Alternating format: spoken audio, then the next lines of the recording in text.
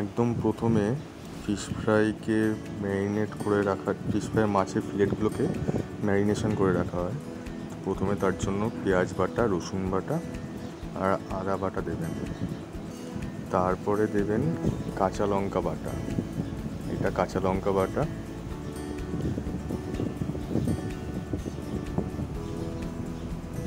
এইবার একটু নুন,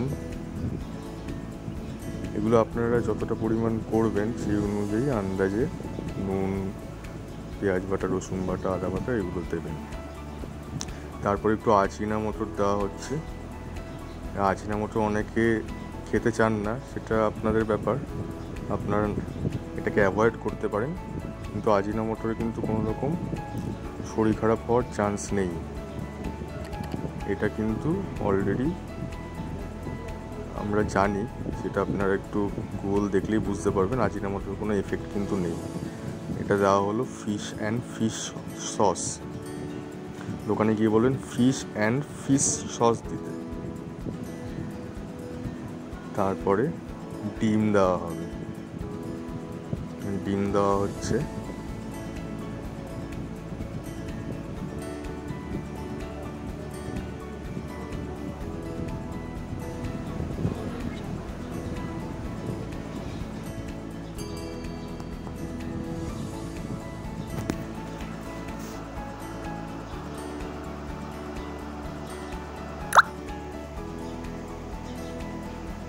এইবার ডিমের পরে গোলমরিচের গুঁড়ো দিতে হবে, গোলমরিচের গুঁড়োটা দেওয়া হলো।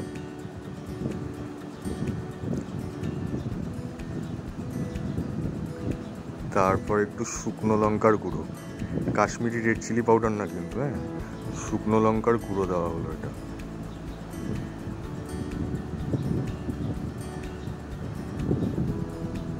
এইবার তারপরে দেওয়া হবে, এখন যেটা দেওয়া হবে সেটা হচ্ছে ধনে পাতা, পুদিনা পাতা আর পার্সলে পাতা বাটা। ধনে পাতা, পুদিনা পাতা আর পার্সলে পাতা বাটা দেওয়া হলো এটা।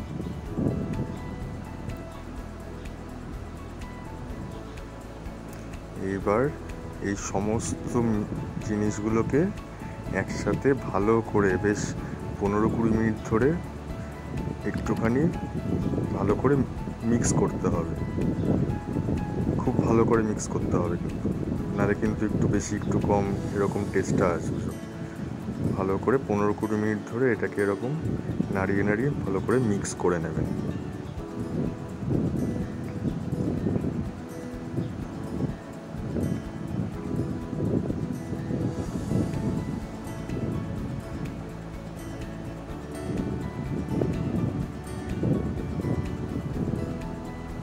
এটা ম্যারিনেশনের ফার্স্ট স্টেপ হলো।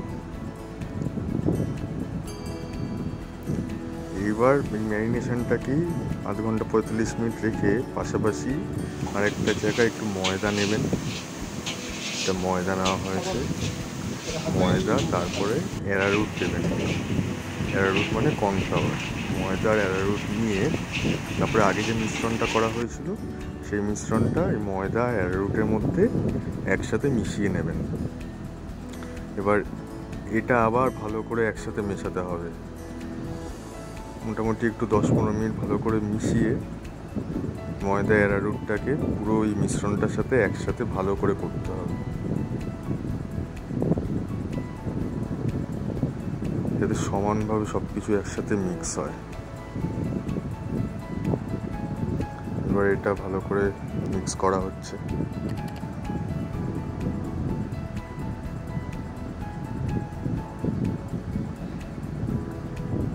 ময়দা অ্যারারুটটার জন্য এর সাথে ম্যারিনেশনটার সাথে দেওয়া হলো, ক্রিস্পি ভাবটা একটু বেশি আসবে, তাই জন্য। এরপরে ধোয়া ভেটকি মাছের ফিলেটগুলোকে এই মিশ্রণটার সাথে দিয়ে দেওয়া হলো। এবার এই ভেটকি মাছের ফিলেটটা ভালো করে টোটাল ম্যারিনেশনটার সাথে মিক্স করে মোটামুটি আধা ঘন্টা 45 মিনিট রেখে দেবেন, যাতে ম্যারিনেশনের সমস্ত জিনিসপত্র ভেটকি মাছের সাথে ভালো করে মিশে যায়। এখানে যে ফিলেটগুলো দেখতে পাচ্ছেন মোটামুটি 100 থেকে 120 গ্রামের মতো ফিলেট, মানে বেশি পাতলাও না আবার বেশি মোটাও না। বেশি মোটা হলে কিন্তু ঠিক হয় না, ভাজার সময় ঠিক হয় না। হ্যাঁ, মানে মিডিয়াম সাইজের পিস করে দিতে বলবেন, মানে মোটা ভাবটা যেন একটু মিডিয়াম সাইজের হয়। আর আমরা ফিশ ফ্রাই যখন করি ডায়মন্ড শেপের করি, মানে অনেকটা ডায়মন্ড শেপের মতো দেখতে হয় বলে সেটাকে আমরা ডায়মন্ড ফিশ ফ্রাই বলি। এবার এটা ম্যারিনেশন করে রাখা রয়েছে, আধা ঘন্টা 45 মিনিট রাখতে হয়। এইবার আধা ঘন্টা 45 মিনিট রাখার পরে ফিশ ফ্রাইগুলোকে পিসগুলোকে বিস্কুটের গুঁড়ো দিয়ে মাখিয়ে নেওয়া হচ্ছে। একটা করে পিস বিস্কুটের গুঁড়োর মধ্যে দিয়ে ভালো করে চেপে ধরতে হবে, যাতে পিসগুলোর মধ্যে লাগে বিস্কুটের গুঁড়োগুলো ভালো করে।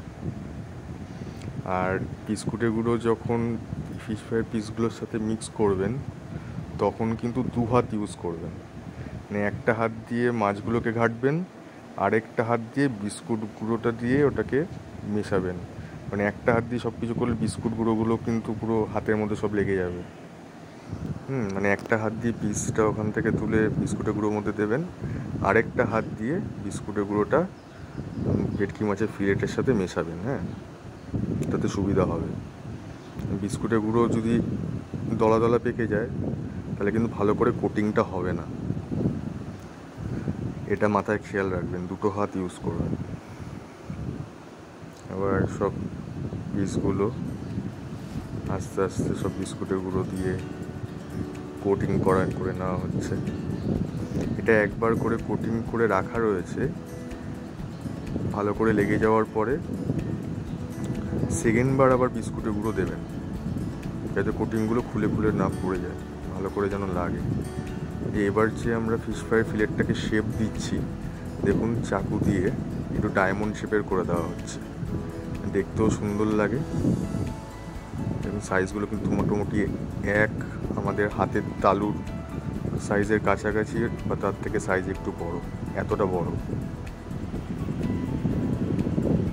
যেটা আবার মানে ওই ফিলেটগুলো যেগুলো আগে কোটিং করে রাখা ছিল সেগুলো আবার একটুখানি বিস্কুটের গুঁড়ো দিয়ে কোটিং করে লাস্টে শেপটা দেওয়া হচ্ছে।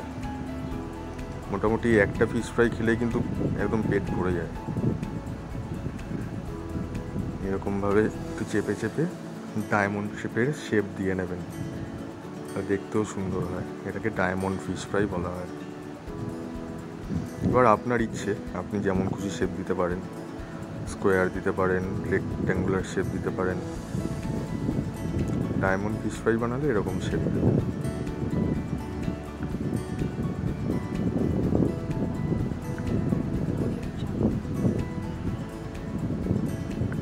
এবার আপনারা আর কি কী সব রেসিপি দেখতে চান জানান। অনেক রেসিপি রিকোয়েস্ট আসছে কমেন্টে, কিন্তু সবগুলো তো একসাথে দেওয়া সম্ভব না।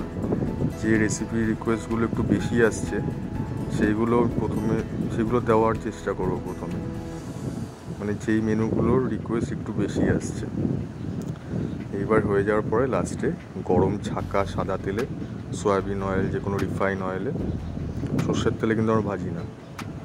আপনি ফিশ ফ্রাইগুলোকে, অনেক ফিশ ফ্রাই একসাথে হলো তো তাই জন্য একসাথে সব দিয়ে দেওয়া হলো। আপনারা দরকার হলে একটা একটা করে ছাড়তে পারেন তেলের মধ্যে, এবং চেষ্টা করবেন ছাঁকা তেলে ভাজতে, মানে বেশ গরম গরম, তাহলে ভালো ওই ফ্রাইটা খুব ভালো হয়, ক্রিস্পি হয়। হালকা গরম তেলে ছেড়ে দেবেন না, তাহলে ভালো হয় না খেতে। একটু তেলটা বেশ ভালো রকম গরম হবে, ছাঁকা ছাঁকা হবে। অল্প সামান্য তেলে ভাজবেন না, অনেকটা তেল নিয়ে ভাজবেন, তাহলে মাছের ফিলেটের